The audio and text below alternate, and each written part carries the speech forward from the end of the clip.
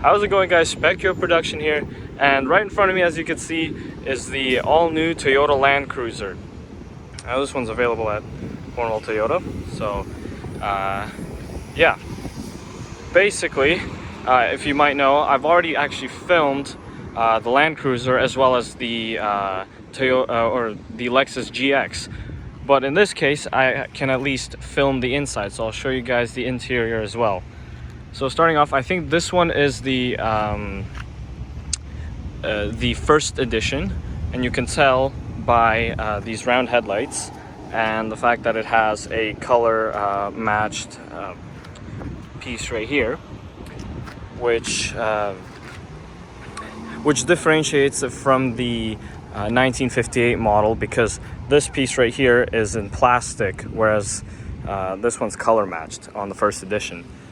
So with the first edition too, you also get these nice side steps, which I think retract, or they might be actually held in place, not entirely sure. And you also get this roof rack right here.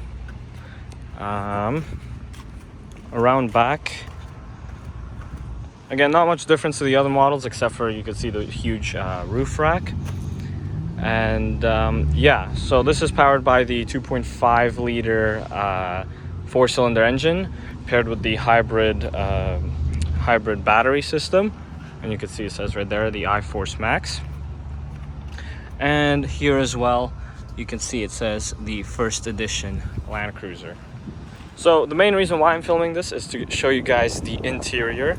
So let's get inside here. You can see right here. So with the first edition, on the door cards you get the words first edition on here, and it's padded with nice leather, soft touch leather. You got the speaker down there, and you got a huge cubby hole here and for your drinks and other things. Now, one thing I like to point out is how thin the doors are. Actually, they're pretty thin, especially with the window right here. So probably not much insulation, of course, in terms of like sound insulation and stuff, but that's not a big deal. And they're super squared too, which is pretty cool. Brings back like the old Land Cruiser 75 type vibes. So right here you got leather seats, you got adjustable seating. So you got also the new Toyota style steering wheel, fully digital gauge cluster, as well as a nice big screen. You also have a nice sunroof up there, which is a great touch. I think every vehicle needs a sunroof, because it's just a nice thing to have. You got the gear lever right here, as well as you got the differential locks, which is pretty cool, as well as traction control and the stability bar or something like that. That's what it says there. And you also have the ability to switch off from low to high settings, in terms of like whenever you're like crawling or something on like a big incline or whatever. You got a nice storage bin right here, glove box or whatever, and you got a nice cubby right there. Now, in terms of space inside, this thing is actually probably about the same size as the Toyota 4Runner, which, for those of you who know, on the outside it looks big, but on the inside it's not that big. So you have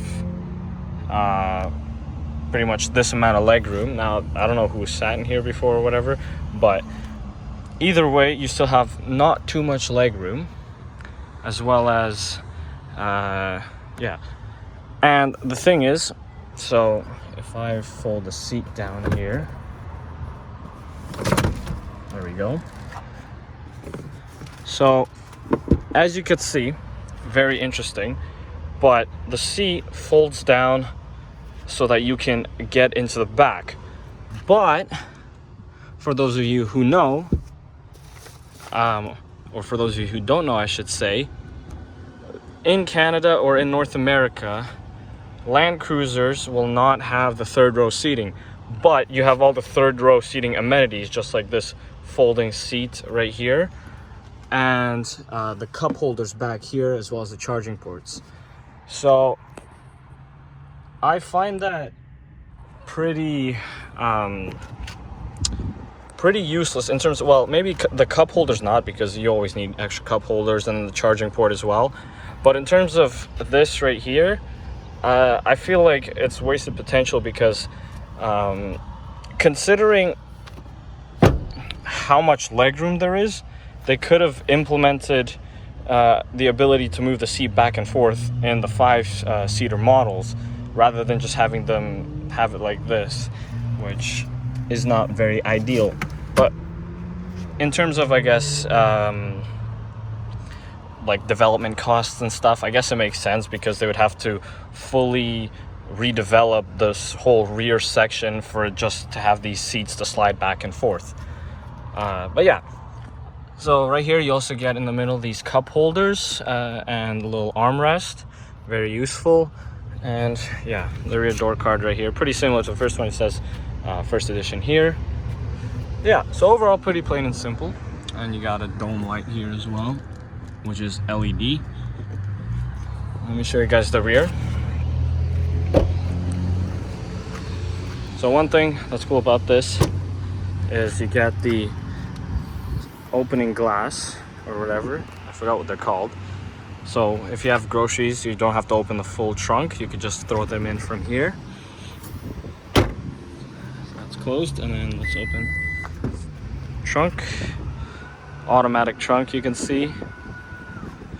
And yeah, you can see right here there's a bunch of stuff in the way, but you got cubbies right here. You had a cubby right there too, which I didn't show, but you saw me opening it. In terms of how much space there is in the trunk, there's quite a bit of space, but there is this kind of nasty sort of loading thing or whatever. Like, it's going to be hard to put your things up onto here if you have like something heavy, so you're gonna have to deal with this as well. I feel like they could have just taken this whole cubby sort of system out and just had like indents in the trunk itself, so that way you have a more flat loading space. But anyways, it is what it is.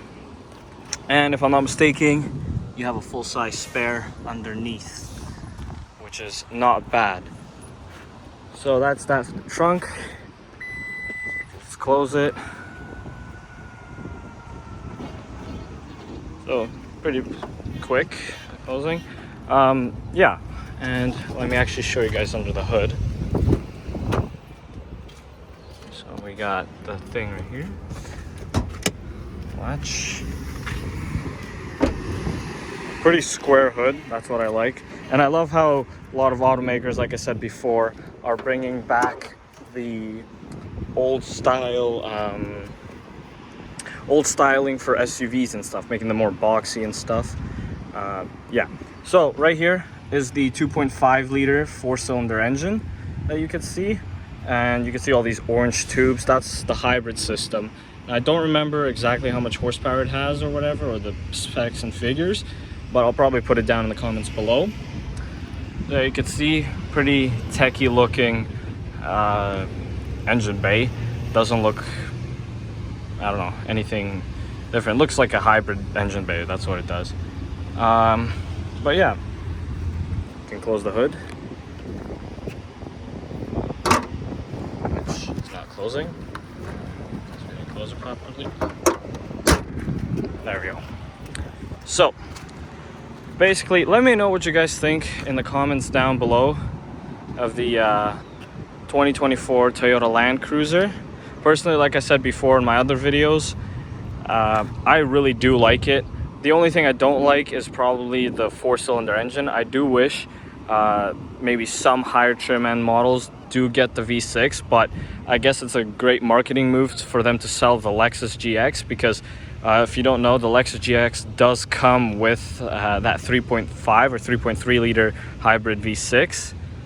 But nonetheless, it's still a cool looking SUV. And you can see actually by the size, it's the same on the outside as the Grand Highlander, but on the inside, this is much smaller than the Grand Highlander, because the Grand Highlander is especially made for like seating a lot of people and having them placed out comfortably, whereas this is mainly for looks, I guess, because you can either have one of these or a Toyota 4Runner. And yeah, these start around like 70 something thousand dollars Canadian for the 1958 model trim, which is the base model trim with cloth seats, basically standard features and stuff, which is a good thing because a Land Cruiser does have to have a sort of standard base model, but for $70,000 I don't think it's quite worth it. So yeah, anyways, let me know what you guys think of the, like I said, a Land Cruiser, in this case the first edition. And yeah, I'll see you guys in my comments down below and my next videos. Peace.